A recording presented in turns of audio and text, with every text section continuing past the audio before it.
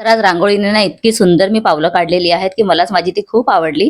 आणि त्याच्या आधी तुम्हाला दाखवते की मी क्लासहून आले ना, तर नम्रताने घर इतकं स्वच्छ करून ठेवलेलं आहे. म्हणजे सगळ्या वस्तू जागच्या जागी व्यवस्थित सगळं स्वच्छ लादी वगैरे पुसून करून तिने सगळं नीट केलेलं.